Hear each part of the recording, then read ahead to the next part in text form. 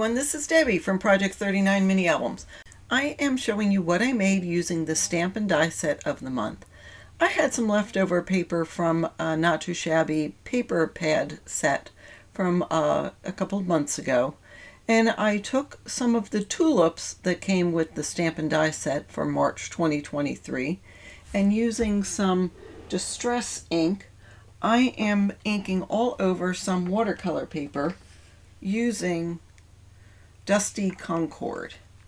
It was a nice color to match with the paper. So I'm just putting them, not touching, and at different angles just to create a sort of a haphazard look.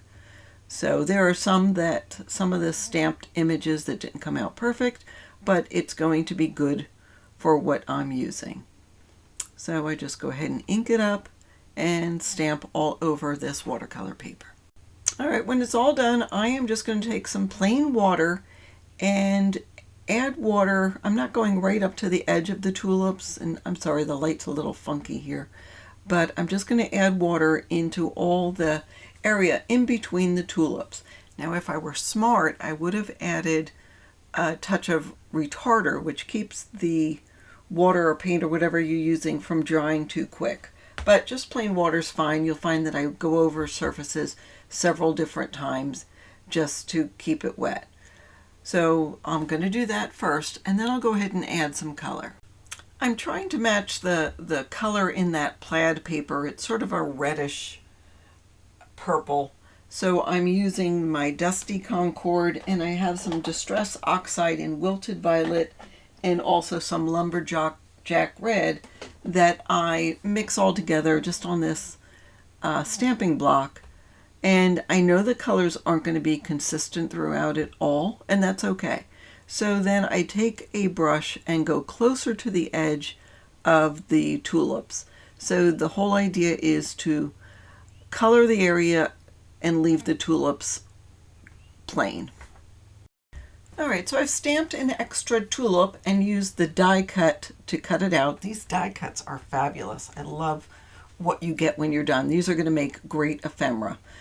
And I really just play around with the markers. I start with some light colors. I know that I want to have dark where the flower meets the stem. I want to differentiate the leaves from the stem. I want some dark color on the inside. So just doing that, I just play around with the colors until I get something that looks good to my eye.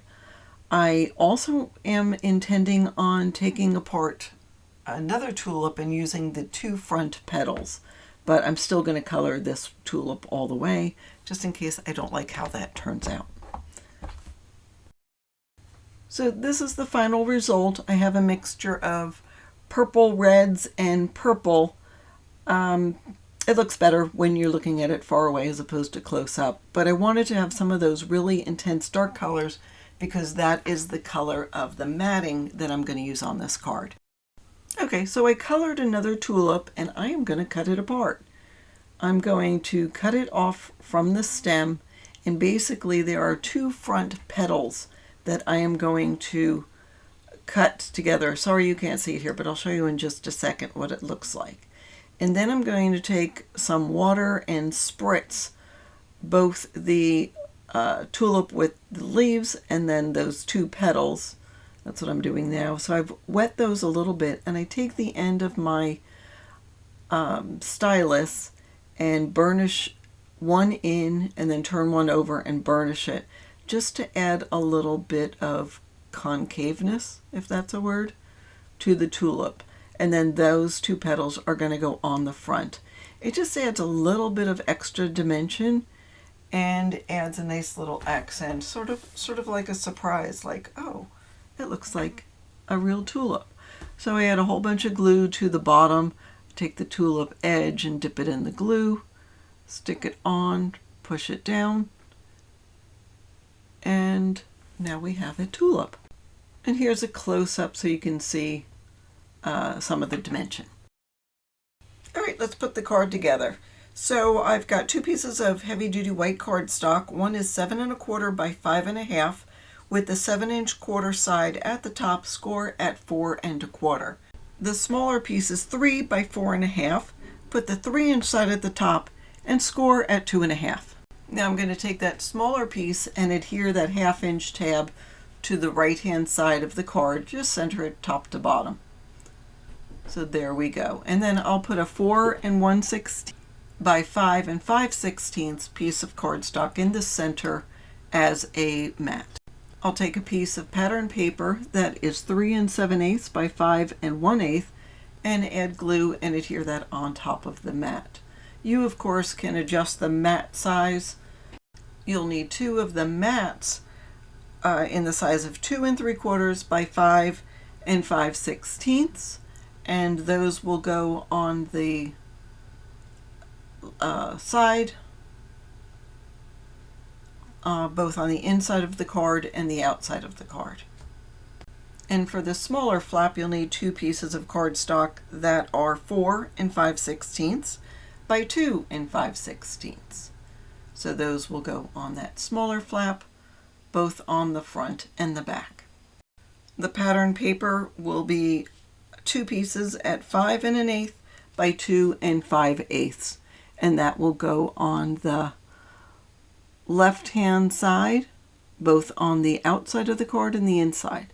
And this actually was my inspiration piece. It had the color to that I was trying to match, and that is the color that I used to color the tulip paper. So that's why I save my scraps. I try to use everything that I have, but sometimes I save my scraps. And then the piece I painted, I will adhere. I'm just trying to see the best place to put it, where the flower is going to look the prettiest. I don't like this because there's that one dot. I don't know if you saw it, but there's the one dot on here. This one, I feel like I'm going to cover the tulips. If I put it down low, it doesn't look balanced. So I decided to put this on, and that one blob, I just take a craft knife and scratch it, and it makes it go away. Because there's so many fibers in watercolor paper. And then I take a adhesive eraser and just take care of the rest of it. So I like how this is going to go, and I add the glue and put it on. Oh, let me tell you the measurements. And so this is the pattern paper I need. The size is 2 3/16 by 4 1/8. So I adhere it with some glue and burnish it on. It's not exactly where it needs to be.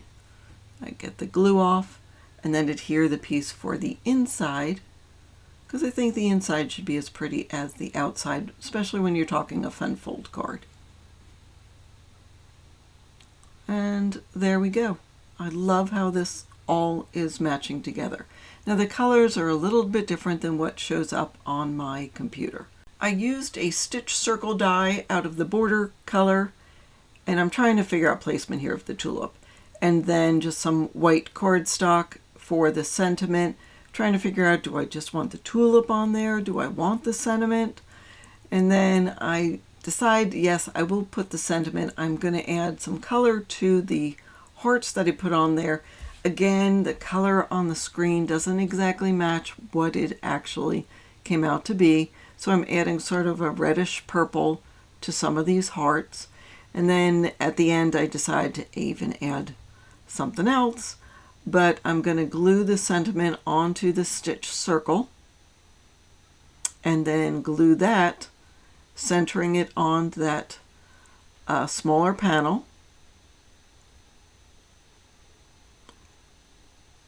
And then I will go ahead and adhere my tulip, and I end up sort of moving it up just so it's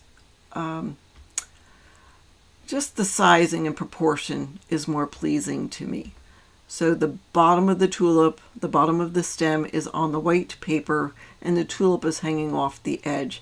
But it sort of shows the tulip on against that plaid paper to its best. When I opened it, I realized, oh, I need some white paper here, but I had another circle cut out just in case I need to stamp the sentiment a second time. And I try to squeeze it in. I realize I need to cut a little bit more off, and just cut that off and do I want to cover the tulip on the back? And I decide, I'm just going to let it go. I'm just going to let it go. I do have these teeny little hearts in my stash, and I'm taking my alcohol ink marker and coloring them so they match a little bit better. So I add 2 down to the bottom. There's a separate stamp that has those 3 hearts. So I add 2 and then put another one close to where it says spring is here. And that is my card. I do take an envelope and lightly stamp and color a tulip onto it, so you'll see a picture of that. But it was so much fun to use a stamp set and sort of make my own paper and use that same stamp to make an accent piece for the card. And that is the card I made using the Not Too Shabby Stamp and Die Set of the Month for March 2023. And check out other things I've made on my own channel, Project 39 Mini Albums. And thanks for watching. Have a fabulous day.